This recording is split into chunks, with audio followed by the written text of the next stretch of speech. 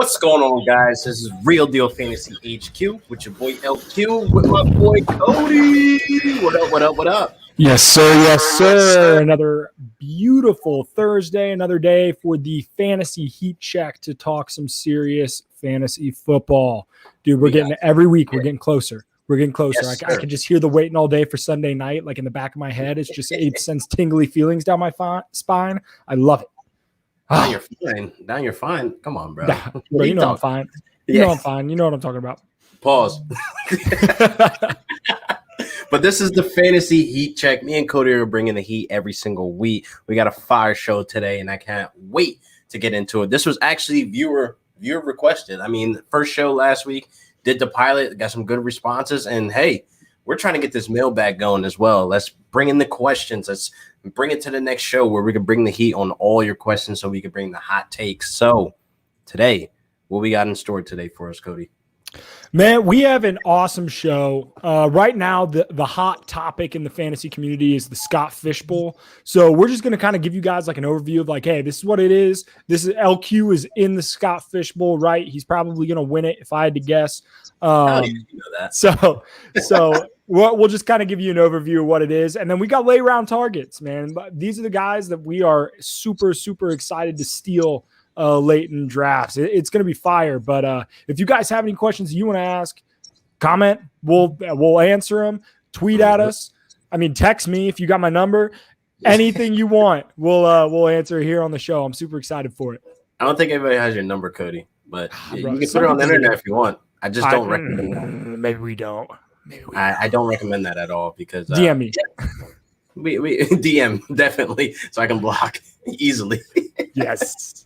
Yes. All right, man. But the Scott Fish Bowl, so it's a great event, man. It brings the community together every single year, man. And I absolutely love what it's for, the cause. It's, we all come together as a fantasy community and donate to places that we feel best, that needs it the most. And I definitely feel like, Scott put up something great for the fantasy community to all come together and make new friends, network, share each other's content, et cetera, whatever it is. So we all come together, once a year for this big event, and there's like over 1,900 leagues. I mean, people in the league, but there's like so many people that, you haven't met or even interacted with. And this is like a moment where you can just expand your brand of just networking with all these people around the community, which is dope, man. And the cause is for obviously, Toys for Tots, shout out to Scott Fish. This is such an amazing event, and I love all the positivity that's coming out of it. Yeah, it's really cool to see like the fantasy community. It's full of debates and arguments and hot topics because that's what fantasy football is, right? Like everybody has an opinion, and you kind of have to as a fantasy content creator. So it's really cool to see everybody like, the Joe Mixon haters down there doing whatever they're doing, and us over here on the right side of things come together and really put out for a good cause. Exactly. A lot of great content comes from it. So LQ, I think the people want to know, right? Because you are obviously the greatest fantasy mind outside of myself to walk this earth. We want to know what your roster looks like so far. Kind of break it down a little bit for us. All right, so let's get right into it. So my roster right now, I started off high. I had to get Dak. I knew I wasn't going to be able to get him on the way back. I knew he was going in that first round. So this is why you always get your guy in the first round that is going to make an impact. I got Dak as QB3, QB2, whatever day of the week it is or whatever the case may be. But I think he's going to light it up. That defense is still trash. Dak to the moon. Dak is back. And then I got JT. My running backs as a whole core, I really feel like I can lean on JT week to week. Frank already has said he earned the right to be the RB1. And then, Ronald Jones has shown that he's gotten better year after year. And then I went with, David Johnson, Kenyon Drake, and the stepchild of all this running back core is definitely Devin Singletary. He was a pre-draft selection. So, it kind of just was like, I didn't really like go out there and choose Devin Singletary, but pre-draft selection, sometimes it bites you in the ass. I mean, I'm going to be honest. At running back 42, I don't think that's a terrible value. I actually kind of like the value at running back 42 because on the off chance that something happens to Zach Moss and that running back by committee kind of goes one way or another, Devin Singletary's at least shown the ability to be a reliable fantasy running back when he does get the volume. So if somehow something breaks his way on that Bills team where he gets that volume, running back 42 is a great value. And I think he picked some guys who like absolutely can perform and score later with David Johnson and Kenyon Drake. I think a lot of people are kind of writing off Kenyon Drake and Josh Jacobs both because they do hurt each other's value. But they're both good running backs. And the Raiders used running backs last year outside of Josh Jacobs. And I think Kenyon Drake absolutely can be effective there. So it'll be interesting to see. I like your running back group. I love your quarterback room. Obviously, as a Bengals fan, I'm biased. But we got to go back to that real quick. Burrow. How did I miss Burrow, man? Bro, QB 15. I think Joe Burrow is going to be a top 12 quarterback. I think so too. I mean, we can't expect the stars and moves from Jamar Chase, T. Higgins, even Tyler Boyd without even saying, Joe Burrow is a definite, top 12, quarterback. We can't raise these wide receivers so high and then talk down to quarterbacks. Like I literally tweeted that today. You know what I mean? Like we cannot praise Justin Jefferson and then talk shit about Kirk Cousins in the same tweet. It doesn't make sense. Yeah. And I think that offense has because there isn't a really dominant tight end in that offense. I know they use CJ Uzama a little bit, but he's coming off a knee injury. Drew Sample is good, but he hasn't, stepped up. He's given us a sample. Yeah, he's given us a small sample size, but I absolutely think that Joe Burrow has the potential to have three 1,000-yard receivers in that offense. I don't think that's out of the question. I actually think it's probably one of the most, if there's any offense in the league that's most likely to do it, I think it is the Bengals because they don't have a dominant tight end and their defense still stinks. So that I like it. I like it. So I'm assuming because quarterbacks went early, right? This is a 2-quarterback league. And okay, so you're going to see a lot in Superflex, and we'll talk about Superflex leagues as we go this offseason, but quarterbacks are all that important in Superflex. In redraft, I stay away from them because I think you can get value late, but I'm a big weight on quarterback guy, but in Superflex, you got to go get your studs. I love the pick with Dak Prescott, my quarterback one. If you go back and listen to the other show, which you should do, even if you already have listened to it, because it's incredible content. But don't actually finish this show. Yeah, finish the show. Then go back. Okay, perfect. It's only Friday, Junior. We're not drinking or anything like that. Yeah, not me, not at all. No. But we'll send. So LQ, you're seeing all these drafts. We're seeing everybody post the results. What are the trends that you're seeing as far as are there some guys that are really kind of like going a lot earlier than you anticipated? Are there some guys that are dropping? Like, is there a position group that we're kind of seeing like, hey, maybe the wide receivers are starting to slip a little bit? What's your diagnosis of what's going on in the fantasy community right now? So the craziest thing I've seen, like, I know we both love Joe Mixon, but he went 103 in a league. 103. That is insane. That's like, whoa. What kind of season is he about to have in your mind? Exactly. So I don't think they understand the rules, but I definitely think, the trend that I've been seeing is that people are waiting on wide receivers. So like, I feel like, the wide receiver core that I got at a decent and good price, almost a steal with some of the guys that I got. I did not expect to get Robert Woods where I got him. I didn't even expect to get Julio where I got him. So I definitely like my wide receiver core being solid. Like I knew I was targeting Keenan Allen at all costs because I believe in Herbert. So the trend has been, most leagues have been just waiting on the wide receiver, which is fine, which is great. So the running backs, reason why you see Ronald Jones as my 5th pick is because the running backs were literally just gone. Like shout out to Corey because he literally has like 5 running backs. Like he went running back, and it's just like, dude, what are you doing? So it is what it is. So you'll have those leagues where you have those guys that will just go running back heavy, and then you got to go out there and make a uncharacteristic, pick like I did with Ronald Jones in the 5th round. But the trend really has just been wait on wide receivers, get the quarterbacks early, obviously with the super flex, and try to find your way to navigate through, getting these running backs at a good value. Because I honestly still hate the Devin Singletary pick that I got at a pre-draft selection. But you said it's value. I'll take it, for what it is. And hopefully there's some weeks where he can go in. Yep. Hopefully, man. Purely selfishly, I want to know how quickly did those top 3 tight ends come off the board? Waller, or Kelsey, Kittle, and Waller.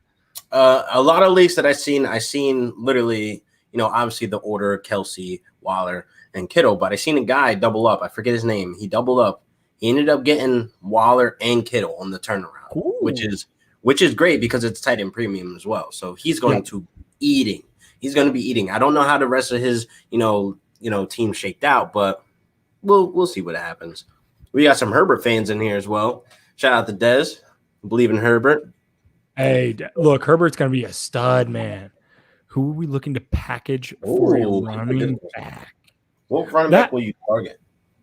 Okay, so there are certain running backs that I think the value right now is low, and it can absolutely take obviously when you're trying to package something or when you're trying to send out a trade, you're trying to look for a guy who you can get some serious value on. I think a absolute boom or bust from a potential standpoint is Aaron Jones. And obviously that solely falls upon whether or not Aaron Rodgers is going to be the quarterback of the Green Bay Packers. If you believe that he is, and whoever the Aaron Jones owner is in your league is scared, obviously that his value is going to change as we get closer to the season. But for people who are in dynasty or keeper leagues, Aaron Jones is absolutely a guy that I'm trying to go and grab, because if Aaron Rodgers, if I can get him for late, or lower value, if I can get him for low end wide receiver, wide receiver 2 end kind of stuff. If Aaron Rodgers plays, I think Aaron Jones is an RB1. He absolutely has the volume. Jamal Williams is gone. So you have Aaron Jones and AJ Dillon behind him. There's nobody who's going to come in and steal the passing down work. He's a true 3-down back. It's incredibly hard to find. I love me some Aaron Jones. So that would be my guy that I would go in and target. That was a beautiful take. I can't even top that. That Aaron Jones would definitely be a guy to target. That's fire content only. This is clip it. Boom. Yes, sir. Timestamp. Definitely love that. Man, oh man, keep sending those questions in. Make sure if you're watching right now to subscribe to the channel and leave a comment below on the channel after for the mailbag. We're going to try to take some questions just like this one and answer them on the next show. So make sure you like and subscribe and share right now. Yeah, and that's, this show is for you guys, right? So we want to come out, we want to answer your guys' questions. We want to facilitate our topics to you, because our goal is to help you win leagues. I got so good at winning my own leagues that I now have decided that I need a new challenge to help you guys win your leagues. So it's all for fun here. We're trying to entertain you, but we're also trying to be competitive in the old fantasy football world. And speaking of your guys' questions, our second half of this show, the topic is recommended from you guys. So if you guys have a show topic that you want, by all means, let us know. We will do a show on it, and we will bring you some fire content. But somebody asked us, they said, LQ, Cody, what are your favorite late round targets? And before I get to those late round targets, I think I saw a question there. DJ Moore, or was that Woods? Yeah. Ooh. You can't ask me this. I don't think I can answer this, because obviously you know where I'm going with this. Is this really a question? I don't know. What do you think, Cody? Give your take. Okay, so I'm gonna absolutely cheat, and I'm gonna look up Fantasy Pros ADP, which is where I get a good chunk of my ADP information. But just absolutely cheating right now. Robert Woods is going is he going ahead of DJ Moore? Let me look. Oh, absolutely. Yeah. So actually, wow, their ADPs are back to back. Wide receiver 19 and wide receiver 20. Nice. God, man, that's a good question. That's a good one. Good question. I'm going to give a quick take on that, though. A quick take on it. I'm going Bobby Trees for obvious reasons, right? But here's the reason why I'm going Bobby Trees. The man is just he's underrated. He outperforms his ADP almost every year. So therefore, this year, putting him at 19 is wildly disrespectful. He's a top 15 wide receiver. Now, DJ Moore has been able to produce in, a large lump sum, even with Teddy B throwing him the ball and not throwing him the ball. I know we all remember that. But I feel like DJ Moore this year with Sam Darnold, he plays kind of like the secondary role. I feel like Robbie Anderson will retain that wide receiver one that we saw the first couple of weeks of the season. And that chemistry is there in that building, man. They're going to want to air the ball out. So for me, the safer bet, the guy that has been the last 3 years, Bobby Trees has been a guy that's been able to rush the ball. Like he's top 3 the last 3 years with rushing yards as a wide receiver, by the way. So you're getting those little tidbits there. He has some type of red zone jet sweep ability where he can bring it in and score. So I definitely will go Robert Woods, being that he's more diverse. Yeah, I'm going to take a different stance on this. Not that I'm so I hate when we agree, LQ, because it doesn't make for incredibly great content. I would love to tell you that you are wrong, but I think that you're right. And Christian saying why DJ Moore's the better pick. Send it. Well, Christian, if you want to let me know why I'm excited to read that article, because I want you to convince me, man. But I'm going to be in on Robert Woods, and here's why. When I'm split on wide receivers, right? They're both talented, right? They're both in very pass-friendly offenses.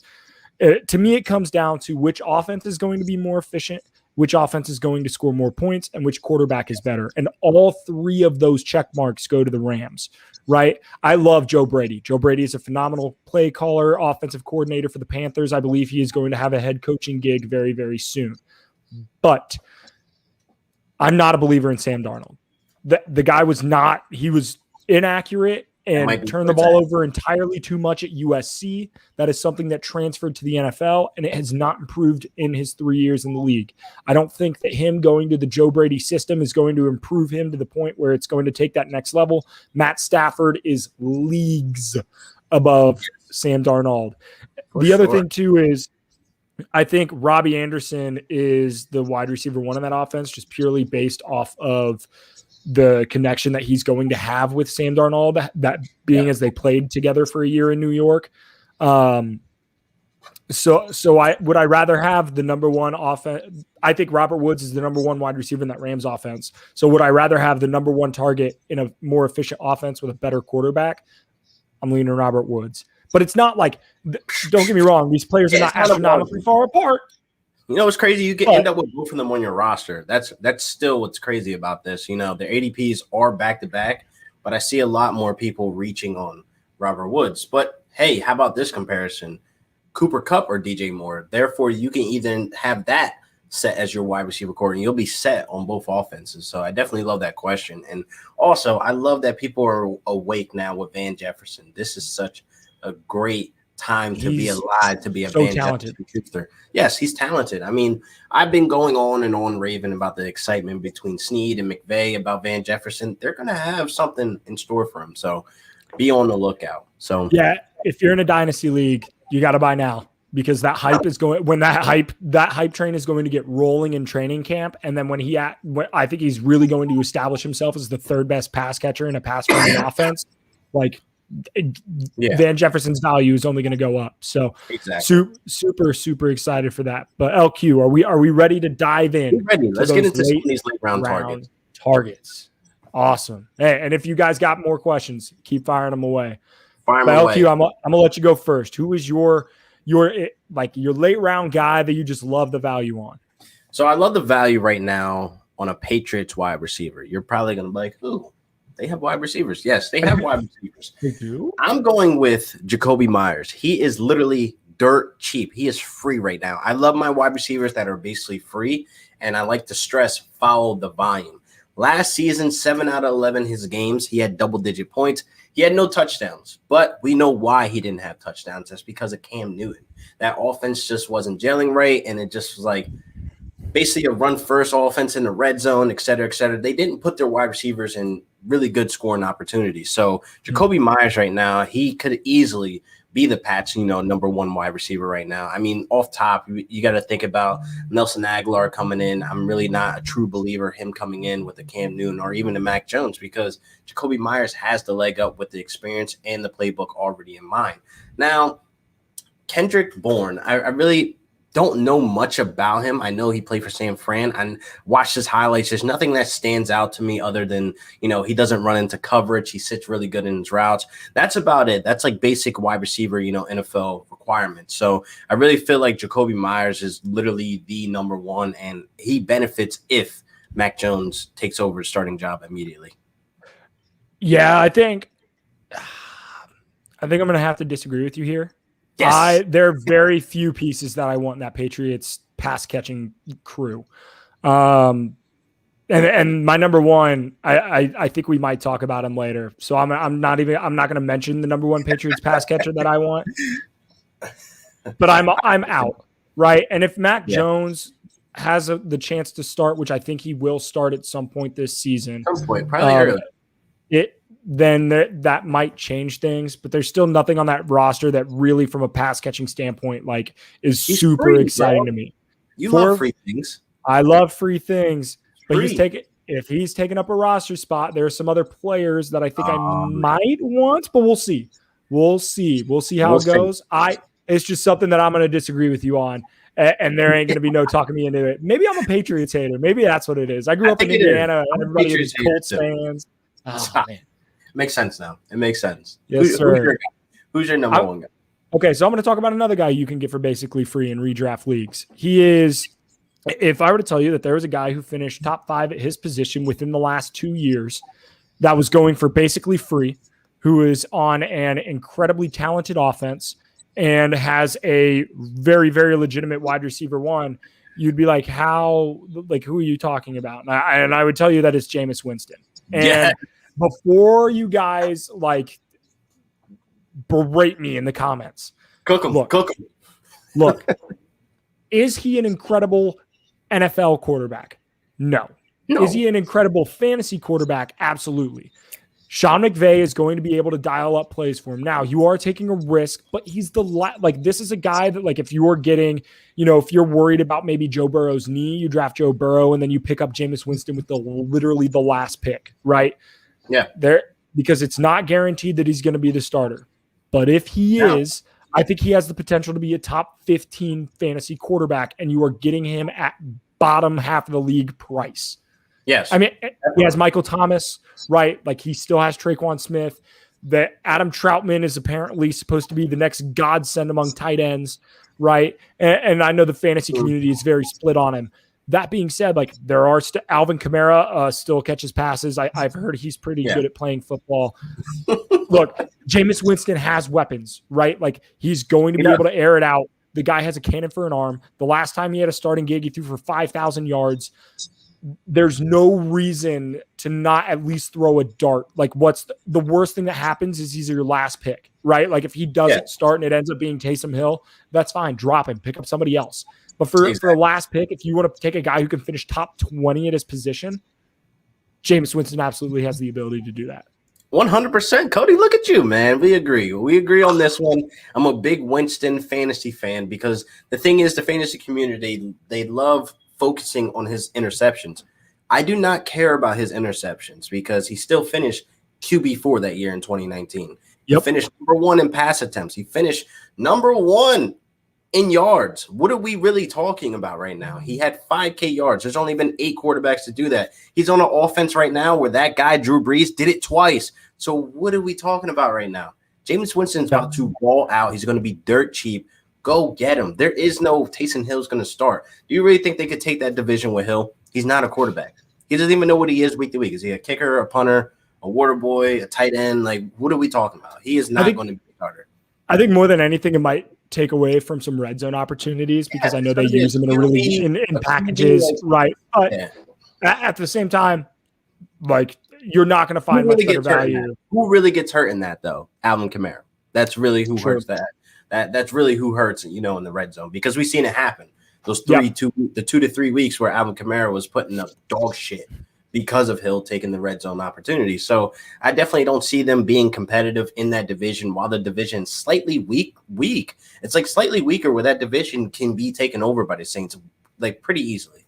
If they actually start with Winston. I think a lot of people shut out Winston because he really didn't have a shot last year. I mean, COVID. The only reason why Hill started is because he knew the playbook. He's been there longer. I mean, wouldn't you want your guy to be best suited and be set up for success? I mean, come on now. He came back, they signed him again. This is a shot for Winston, man. Good shit, Cody. Yeah. Let's go. All right, so my next one. My next one is a really good one. The people are forgetting about this guy, and it's annoying. It's almost annoying to see him still on the draft board, and I feel like, people are forgetting about him because of CeeDee Lamb, but the guy I'm talking about is Michael Gallup. I mean, how are we forgetting about Michael Gallup? Dak is back. That offense is going to be exploding because that defense is still trash. So they're going to be throwing the ball probably a ton this year. So he's probably going to be throwing for 500 yards at least 3 to 4 times this season. But anyway, there's enough targets to go around.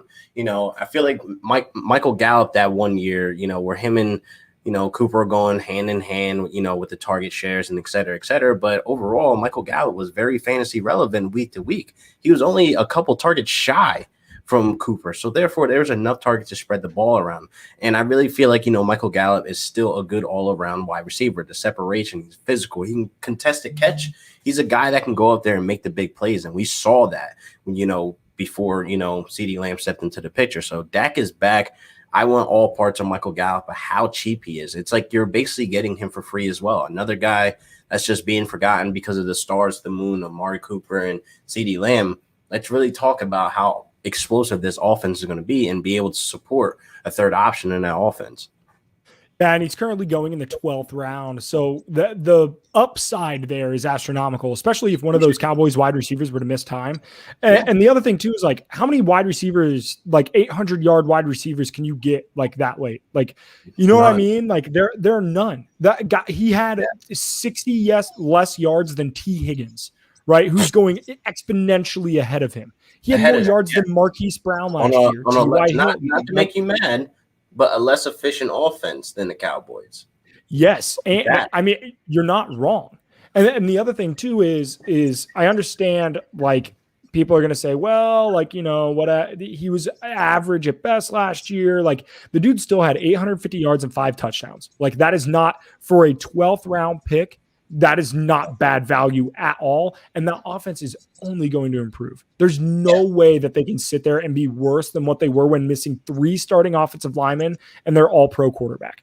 Yeah. No way. So I love that value there. It's going to be value and going to be a great pick, man. Full send. Yes, sir. I'm going to stick in the division. Right? I'm gonna stay in the NFC beast, right? Not the NFC least.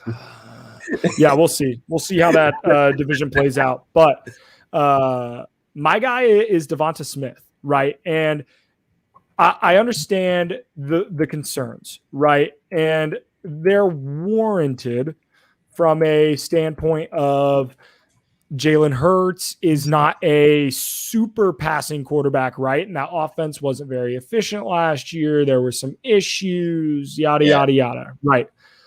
Here's the deal. Jalen Smurf. Jalen, out of here. Get out of here, man. So Jalen Hurts, full year, right? Not a COVID offseason, not a rookie offseason. Gets a full offseason as the starter. Last year, he didn't know he was going to start, right, until later. Absolutely a talented guy. There is not a pass catcher on that team who is in the same realm as Devonta Smith.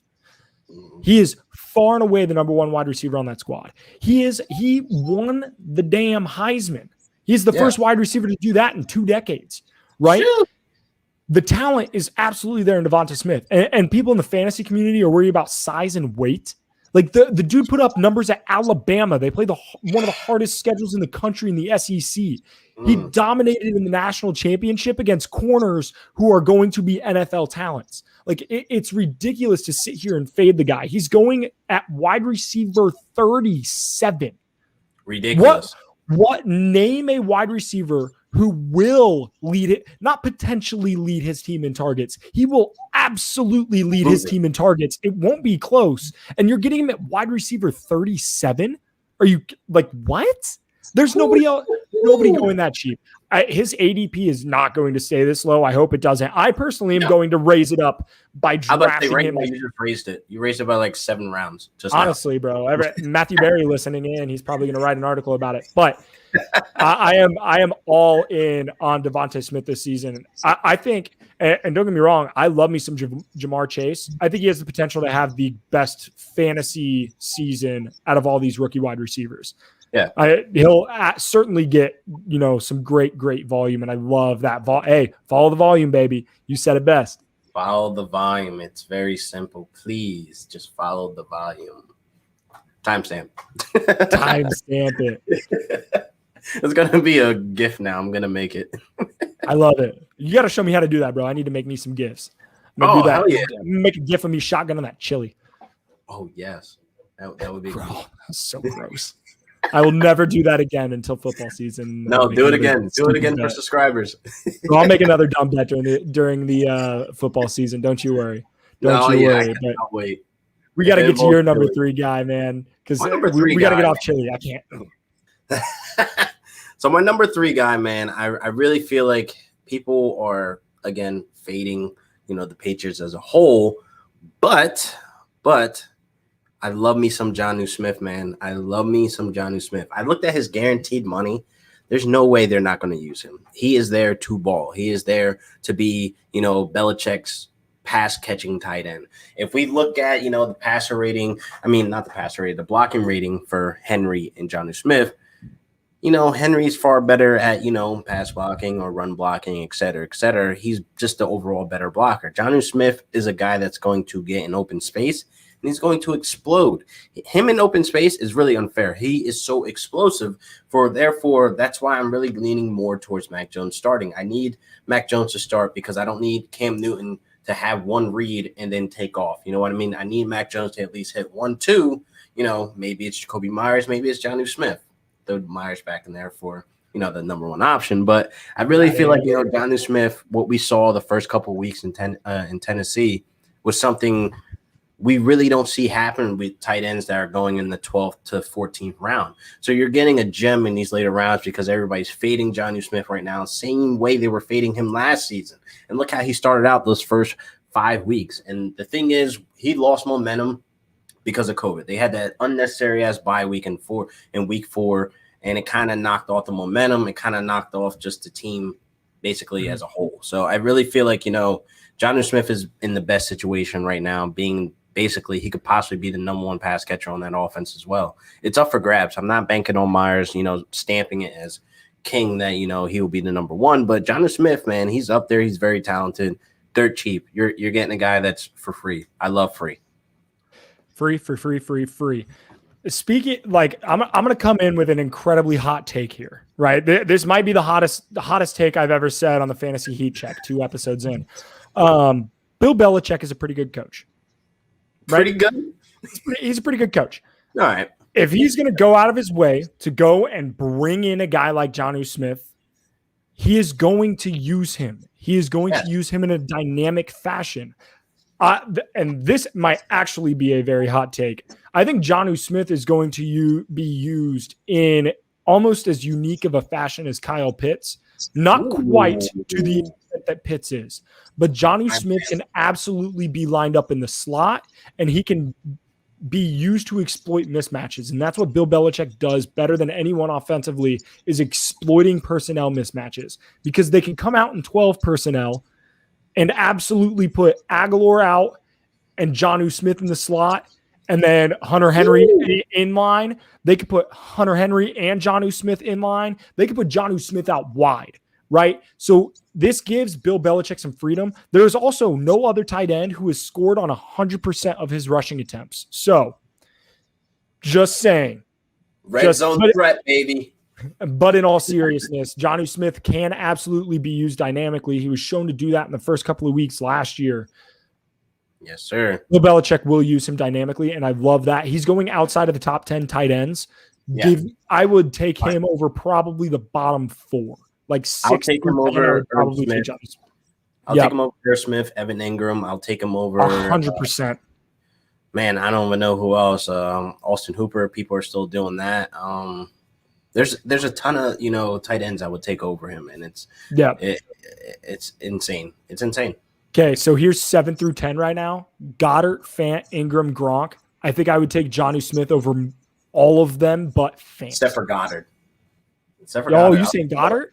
Yeah, I think Goddard's going to be the second option as soon as Ertz is out of the way. As soon as Ertz is in Buffalo, we're rooting for Buffalo to go get him. I really think that'll bring another piece that Josh Allen needs, another pass catcher or whatever. But hey, if Ertz is going, Goddard might be to the moon, man. He's a little cheap right now. He's not super cheap, but I feel like he's a little discount right now. You should be looking at him. Keep your eye on him. Okay, well, speaking of tight ends, you should keep your eye on. I'm going to talk about another tight end. This guy finished. Here's the deal. Guy finished as tight end 4 last year. He's currently going as tight end 17. Wow, disrespectful. What the hell happened to Robert Tonyan that am I missing something? Like he still has both legs, both arms, 2 hands. Like Aaron Rodgers effect, man. Did they? So they must have brought in some elite, talented wide receiver, right, to like take away his red zone targets. Surely they drafted Aaron Rodgers, a weapon in round 1. That would make sense. Keep him happy. Oh, they didn't. No. Do that. No. Oh, so they didn't bring in any other tight ends to really take away snaps. No. How have we fallen this far? As a society, what are we doing to say, you know what, we witnessed greatness and we don't want to witness it again, so I'm going to keep him at tight end 17. Are you kidding? If Rob Tonyan stays at tight end 17 from his ADP, he's probably going to be on every single roster that I have all year long. Because what is the worst thing? He's got tight end 17, man. ADP 143. He's essentially going for free. He has shown the ability to be a top 5 tight end. Now, I understand people are going to say, well, touchdown regression. So are the Green Bay Packers just not going to score touchdowns anymore? And I understand you're worried about Aaron Rodgers. That's fine. You're not paying a premium price for him. And at the stage that we're like, there's obviously the upper echelon of tight ends, right? And then there's a middle ground. And then at that point, you're throwing darts. I would much rather throw darts on a guy like Robert Tonyan, who has potentially Aaron Rodgers as his quarterback, could be the second passing option or third passing option on that offense in an offense that is very efficient and will score a lot of points. Give me that over a guy like Evan Ingram. Like, don't get me wrong. Ingram is like, he got targets, but they also brought in wide receivers because Evan Ingram couldn't get it done, right? They brought in Kenny Golladay because Ingram could not get it done. Like, they were running reverses to Evan Ingram. Jason Garrett, in my mind, is one of the bottom 5 play callers in football. I think he actually will lose play calling at some point, this season. But yeah, I'm all in on Big Bob Tonyan. All right, give me all of the Robert Tonyan this season. Dude is a stud muffin, man. That's all we want. We want the guys that are cheap and who can perform. And I really feel like, the Aaron Rodgers effect is affecting him just a little bit too harsh, because have that same energy for Adams. And I mean, Adams is still going as the top 7, top 6, wide receiver off the board. And that's still fairly high if he doesn't have Aaron Rodgers. I mean, just keep the same energy. Same thing that's happening to Aaron Jones. He's falling to damn near almost like the 3rd, 4th round. And it's kind of like, what the fuck happened? I mean, he's still a talented back. He's still a guy that's going to get the red zone opportunities, et cetera, et cetera. So yeah, Robert Tonyan is basically free. And this is a note for like, well, all fantasy players, right? Understand the platform that you're playing on, right? Sleeper is different from ESPN, which is different from Yahoo, which is different from NFL, right? How they do and build their draft board is different. And some of them are based on ADP. Some of them are based on rankings or consensus rankings or whatever it is, right? So keep that in mind when you're going. And if you see a guy like Robert Tonyan, who by ADP is going incredibly low, once we get to the regular season and we know where Aaron Rodgers is going to be, his value is going to go up. But those systems are not going to be able to unless they go off of fantasy rankings that adjust right away. Like if it's going off of ADP, it's going to go off of past ADP data. You're going to get some different wonky things. Go ahead and grab your guy because he might slip through some people's boards because they're not willing to scroll through that draft sheet on ESPN or on Sleeper or whatever. So make sure we're doing that. But LQ, do we have any other fantasy questions? Do we have any other mailbag things that shot in while we were raving? And I think everybody that's been following me for the last 3 years, man. I mean, if you've been watching the content, I appreciate you. You all know how I feel about Odell Beckham, and I can never, ever draft him again confidently. I don't care if he is the wide receiver 78 off the board. I will not be touching him. He is talented, yes, but when it comes to fantasy, we cannot remember a time where he hasn't burned us, and it's been a trend. I mean, remember that year he finished wide receiver 26? Gave us a full season with the Browns. I mean, everybody's excuse the first season he was with the Browns, like, oh, he's a brand new wide receiver and all this other stuff to a new team and blah, blah, blah. Okay, cool. And he got hurt. And then he finished the whole entire season. Second year with the Browns, wide receiver 26. John Brown finished ahead of him. Michael Gallup finished ahead of him. And it's kind of like, what are we really talking about? So as long as he's in that Browns uniform, I will not be touching dog shit. Nope. Good. So one of my dogs is going nuts, but OBJ, he's not a fan of the Browns either, apparently. OBJ is currently going as wide receiver 28. Overall pick 71. He's going after guys like Jamar Chase, T. Higgins, Brandon Ayuk. He's going before guys like Chase Claypool, DJ Chark, Cortland Sutton. Whew. So I think he's going about right where he needs to be. I would take Cortland Sutton over OBJ. I would probably take Robbie Anderson over OBJ, who's going right after Cortland Sutton. But I think he's going about right where he should, which is like wide receiver 3. All right. I'm not putting wide receiver 2 value into him anymore, and I'm certainly not putting wide receiver 1 value in him anymore. There comes a time where we have to learn our lessons. But even if it's even if you're not concerned about the talent, right? If you still think OBJ is an otherworldly talented wide receiver, that's fine. The passing volume isn't there, right? The volume isn't there. When they get close to the red zone, what do the Browns do better than any team in football? They run. They have the best offensive line in football right now, right? Like they have a dual-headed running back tandem that's elite. That is where OBJ's his ceiling is nowhere near what it was because he doesn't have the volume. Volume. I love it. He really doesn't. He really doesn't, man. And I can't invest in a guy where year after year he just burns you, and people want the value on him. He's a great talent. Yes, I absolutely like that. But here's the point: we are looking at him basically burning us year after year. So therefore, avoid the headache. If he pops off this year, you won't lose any sleep because you have all the other stud guys that you invested in. You may hit with some of these guys. So I'm willing to miss out on the OBJ. Finally he's performing to what he should be, because once upon a time we were talking about him in the same lights as Julio Jones, Antonio Brown, Devontae Adams, DeAndre Hopkins. We're talking about all these guys still in that same, baggage, but Odell Beckham's over here now. He's just burning. And I would much rather draft like the one wide receiver ahead of him is Brandon Ayuk. Brandon Ayuk could absolutely finish as a top 15 wide receiver, and I would not be shocked. I don't think OBJ has the potential to do that. So give me some other guys in that range. But if he falls like past wide receiver 30, I feel I'm comfortable taking him as my third or fourth wide receiver. For sure. But I think we're going to get out of here because we only want to provide you with the most fire content week in and week out. And I think we brought some absolute heat this week. So do us a favor, follow LQ at Real Deal Fantasy, follow me at Smash Hit Sports, subscribe to the YouTube channel so you can check in on this incredible content every week. LQ posts some incredible videos throughout the week. And then we got this every Thursday night. Right. Yes, next show, we have our Real Deal draft this Saturday, the subscriber league.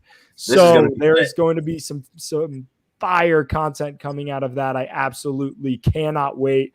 We will have all of the this is what we saw. This is what shocked us. This is the moves that we made. Yep. I mean, I'm going to win the league. So, I mean, LQ, I don't know what the second place prize is, I guess. I'll send you a sticker in the mail. But it's going to make for some great content. So, next week's show should be absolutely fire. Make sure you guys tune in. The Joey Wright, I appreciate your brother. What up, Joey? A great show. Thank you guys for commenting and subscribing and being a part of it. We have the best fans in the world. LQ, what you got for us?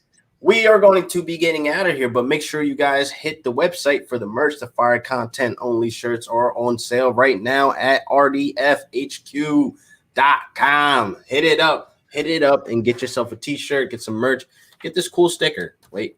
Oh shit. Wait. Boom. Get this cool sticker. Bang. Let's go. Put it on your laptop, put it on your keg. It's going to look great. It's going to look awesome. So we're getting out of here, guys. Thank you for watching. We'll be here next week, same time, every time. Real Deal Fantasy HQ with your boy LQ. Peace.